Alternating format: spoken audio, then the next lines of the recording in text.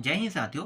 CGPSC exam के लिए आप लोगों को छत्तीसगढ़ वाले टॉपिक से भी मैं बहुत ही महत्वपूर्ण प्रश्न बताने वाला हूं। तो चलो देखते हैं प्रश्नों को। तो देखो, रायपुर में रतनपुर के कलचुरी शाखा का प्रथम शासक कौन था? तो उत्तर क्या लिखोगे? रामचंद्र लिखोगे। रामचंद्र ने 9वीं शताब्दी में जो विक्रमादित्य है, बाणवंशी शासक है विक्रमादित्य, और विक्रमादित्य जो है ये है कोकल के पुत्र है। तो कोकल के पुत्र को परास्त कर कलचुरी वंश की नींव रखी। किन्होंने? रामचंद्र। इसलिए यहाँ पे उत्तर क्या आएगा? रामचंद्र आएगा। ठीक है, आगे देखते हैं। इसके बाद देखो, 21 जनवरी 1922 को सिहावा नगरी में कौन सा सत्याग्रह किया गया? तो उत्तर क्या लोगे? देखो पढ़ लेते हैं। व्यक्तिगत सत्याग्रह छत्तीसगढ़ में हुआ ही नहीं है। ठीक है, नमक सत्याग्रह ये भी छत्तीसगढ़ में नहीं हुआ है। कृषक सत्याग्रह ये भी नहीं हुआ है। तो बचा क्या? जंगल सत्याग्रह। उत्तर क्या आएगा? जंगल सत्याग्रह आएगा। जंगल सत्याग्रह जो है 21 जनवरी 1922 को छत्तीसगढ़ के सिहावा नगरी, सिहावा जो है वर्तमान में धमतरी जिले में है। तो धमतरी जिले के हिसाब से आप समझ जाओ कि धमतरी जिले में जंगल मतलब पेड़ पौधा बहुत पाया गया है। और ये लोग क्या करते थे कि अंग्रेज जो है वो पेड़ पौधे की कटाई करके उन्हें बेचते थे एक जगह दूसरे जगह, मतलब बहुत सी चीजों में उपयोग कर, मतलब लगभग बेचने का ही काम करते थे, पेड़ों की कटाई करके बेचने का काम करते थे। तो इसीलिए जंगल सत्याग्रह लाया गया। और जंगल सत्याग्रह लाने का जो मतलब जो जंगल सत्याग्रह है ये सेम टू सेम असहयोग आंदोलन की तरह, असहयोग आंदोलन सन 1920 में लाया गया था ना, और ये 1922 में आया है।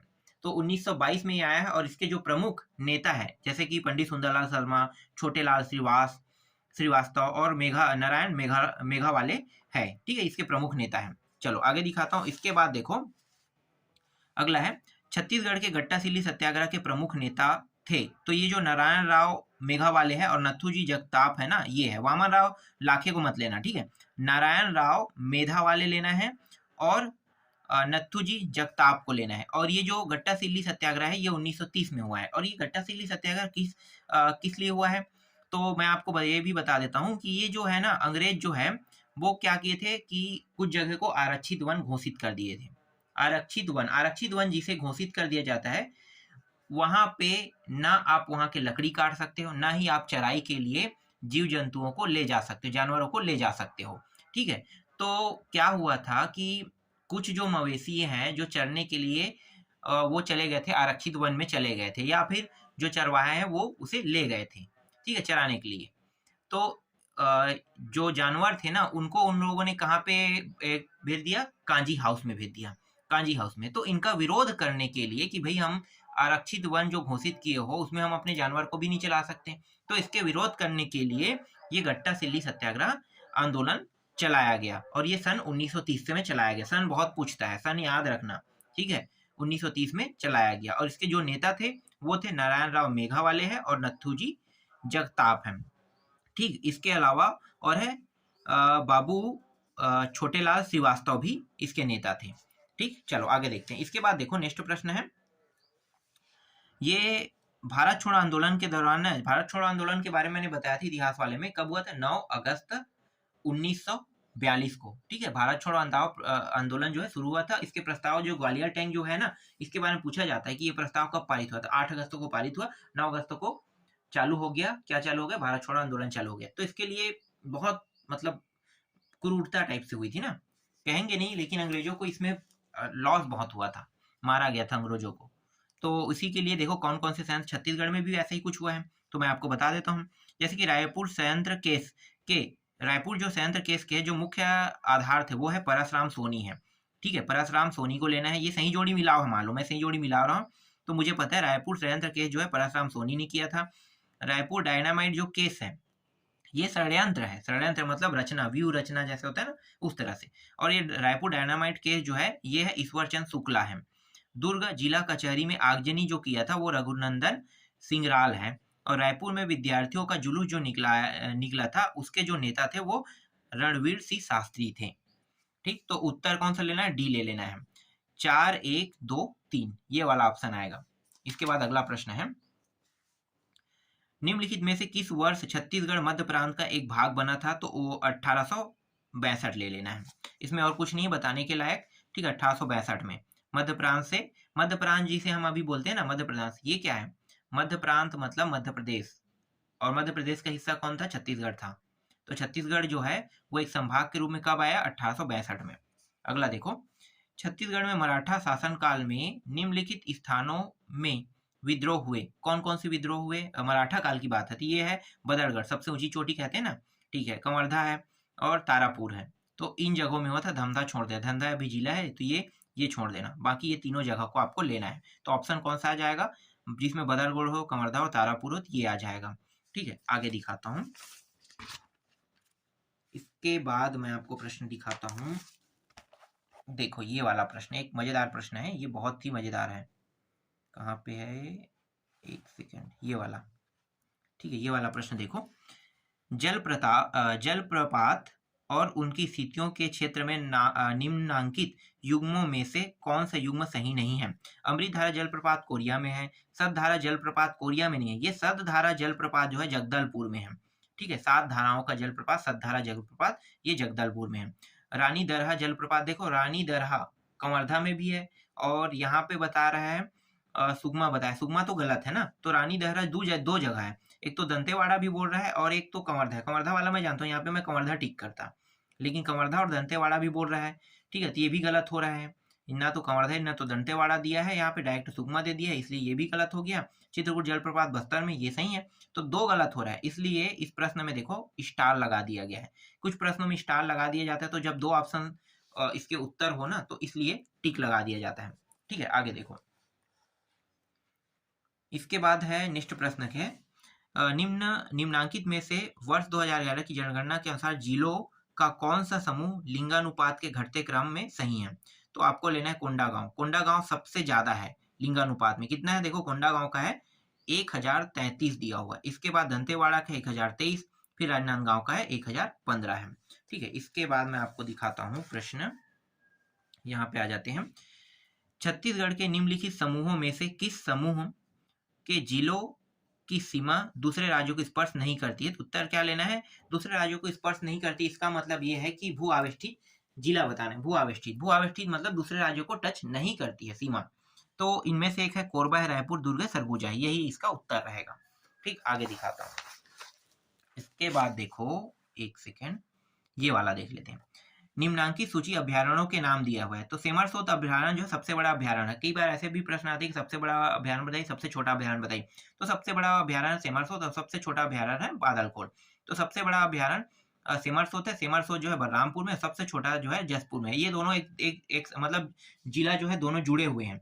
ठीक है, बलरामपुर और जसपुर जिला जुड़ा हुआ है, तो बलरामपुर के जस्ट नीचे में जसपुर है। तो सबसे बड़ा जो है अभ्यारण्य सेमरसोत कहाँ पे पाया गया है? तमोर पिंगला है क्या? सेमरसोत, बलरामपुर और बादलखोल जो है वो जसपुर में है। ठीक है, चलो आगे मैं देखूंगा और प्रश्न रहेगा। तो गोमर्दा जो है ये जो है रायगढ़ में है, और सीता नदी जो है वो धमतरी में है। ठीक है, सीता नदी धमतरी में और गोमर्दा जो है वो रायगढ़ जिला में है अभ्यारण्य। इसके बाद देखो अगला है, कोंडागांव किस नदी के तट पर स्थित है? तो आपको लेना है नारंगी नदी। नारंगी नदी के तट पर कोंडागांव स्थित है। ठीक है, और कुंडा, चलो इसके बारे में और कुछ ज्यादा खास नहीं क्या बताना है। ठीक है, ये सब नारंगी नदी जो है इंद्रावती नदी की सहायक नदी है, तो नारंगी नदी इसकी सहायक नदी, तो ये नारंगी नदी जो है वो बहते हुए इंदिरा नदी में जाकर अपना जल गिरा देती है, सहायक नदी कहते हैं उसे। इसके बाद मैं आपको और दिखाता हूँ, मजेदार मजेदार प्रश्न है, बहुत मजेदार प्रश्न है ये। रतनपुर छत्तीसगढ़ के कवि गोपाल मिश्र ना द्वारा लिखित पुस्तक, यहाँ पे मिश्र नहीं दिया, गोपाल मिश्र है या मित्र भी बोलते हैं वो लोग, द्वारा लिखित पुस्तक कौन सी है? तो ये जो जैमिनी अश्वमेघ है, राम प्रताप है, भक्ति चिंतामणि, ये सभी है। तो यहाँ पे उत्तर क्या लेना है? ये सभी लेना है। अगर ये प्रश्न आता है तो जैमिनी अश्वमेघ, राम प्रताप, भक्ति चिंतामणि, ठीक है, ये सभी के सभी गोपाल मिश्र के द्वारा लिखा गया है, ये सभी लेना है आपको। और खूब तमाशा भी, ठीक है, गोपाल मिश्र के द्वारा लिखा है। इसकी सबसे फेमस कृतियों में से एक है खूब तमाशा। तो खूब तमाशा के लेखक का नाम अगर पूछता है तो गोपाल मिश्र ही लेना है। ठीक है, आगे दिखाता हूं। इसके बाद एक मिनट, हाँ ठीक है, चलो। इसके बाद देखो, चंदेनी लोक गायन के प्रमुख पात्र कौन है? तो चंदेनी लोक गायन के प्रमुख पात्र कौन है?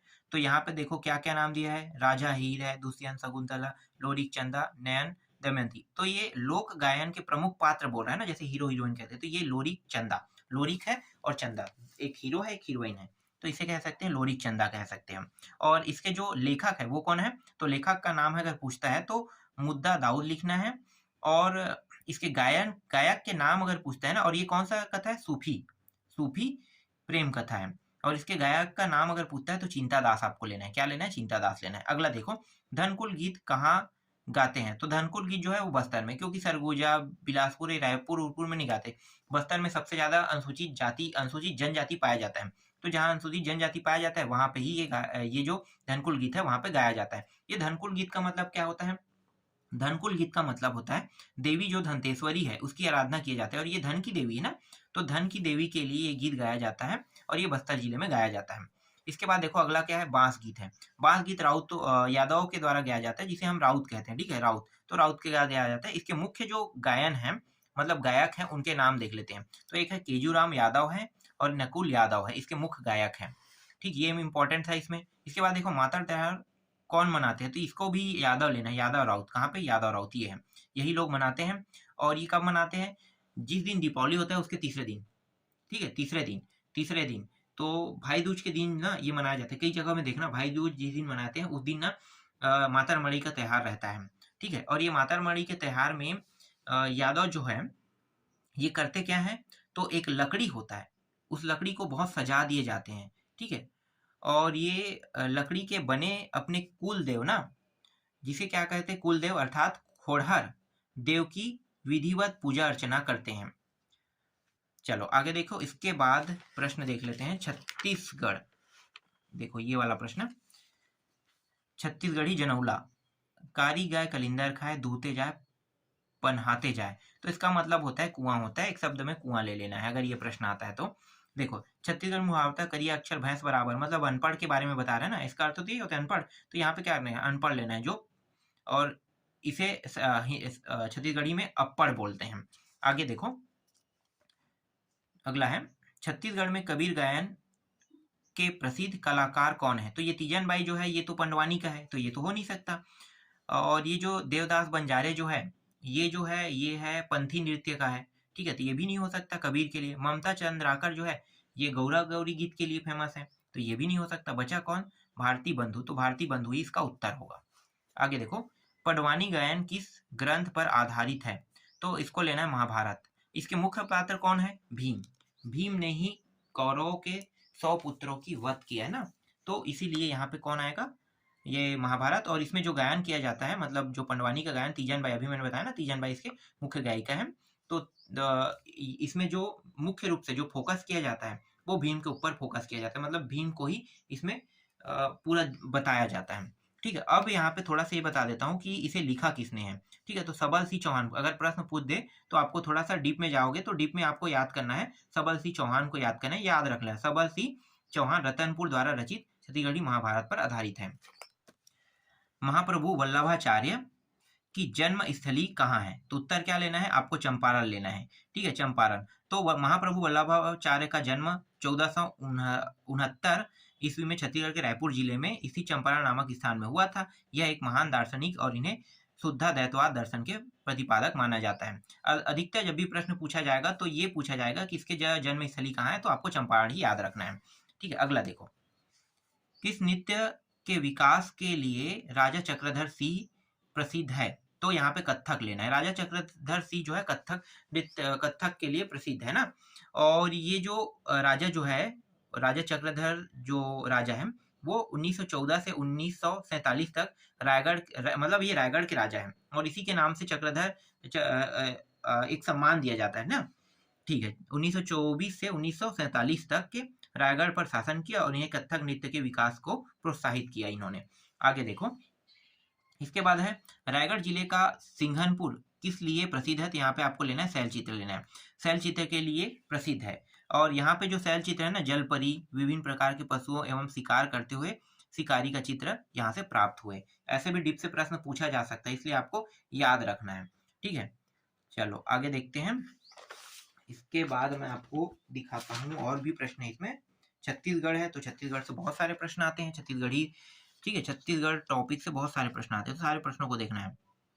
तो कौन सा है, एक सेकंड और दिखाता हूँ, हाँ ठीक है, यहाँ से छत्तीसगढ़ राज्य के किस स्थान पर किसान शॉपिंग मॉल स्थापित किया गया है, तो यहाँ पे जो राजनांदगांव है, राजनांदगांव मंडी लेना है। इसके बाद है छत्तीसगढ़ में किस पंचवर्षीय योजना में राष्ट्रीय उद्यानिकी मिशन प्रारंभ किया गया था? तो 11वीं पंचवर्षीय योजना ले लेना है उत्तर में। निम्नलिखित में अद्वैत वेदांत के अनुसार किसके द्वारा मुक्ति प्राप्त की जा सकती है? ज्ञान लेना है, कर्म भक्ति योग नहीं लेना है, ज्ञान लेना है। ज्ञान के द्वारा ही मुक्ति प्राप्त की जा सकती है।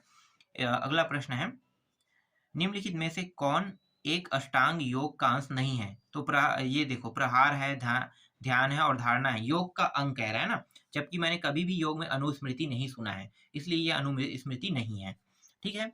और योग के जो 8 है ना, योग के प्रवर्तक कौन है? पतंजलि। आप लोगों को पता है ना, पतंजलि जो बाबा रामदेव अभी पतंजलि के जो प्रोडक्ट बना के बेचते हैं, वो योग जो है, योग का निर्माता भी कौन है? पतंजलि ही है। तो उसी के नाम से पूरा वो पतंजलि के प्रोडक्ट को चलाते हो। तो इस तरह से आप याद रख सकते हो। और यहाँ पे देखो, जो 8 अष्टांग योग है उसमें एक यम है, एक नियम है, एक आसन है, एक प्राणायाम है, प्रहार है, धारणा है, ध्यान और समाधि है। अगला देखो, समाधि मरण किस दर्शन से संबंधित है? तो समाधि मरण जो है वह योग दर्शन से संबंधित है। अब योग दर्शन समाधि के बारे में भी मैंने बताया ना, यहाँ पे देखो समाधि भी योग से संबंधित, तो योग दर्शन ही आएगा यहाँ पे उत्तर। ठीक, चलो आगे दिखाता हूँ। इसके बाद मैं आपको दिखाने वाला हूँ, ये प्रश्न दिखाने वाला था, एक सेकेंड, सही जोड़ी मिलाओ नहीं, ये वाला। ठीक है, छत्तीसगढ़ राज्य विद्युत मंडल का गठन कब हुआ? राज्य में विद्युत मंडल का गठन 15 नवंबर, 1 नवंबर को छत्तीसगढ़ अलग हुआ था और उसके 15 दिन बाद 15 नवंबर को राज्य विद्युत मंडल का गठन कर दिया गया।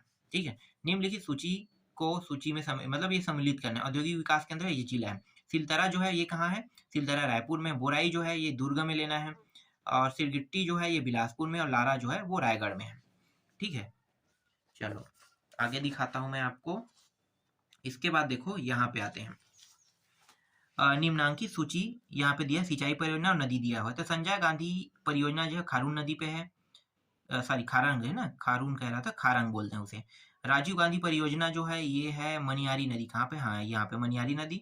दुधवा परियोजना महानदी पे है, कहाँ महानदी? ये रहा। सिक्सार परियोजना है जो पैरी नदी पे, पैरी नदी लेना है, इसमें टिक करना है। मतलब इस तरह से सही सुमेलित करोगे ना, जोड़ी मिलाओगे तो इस प्रकार से बनाना है आपको।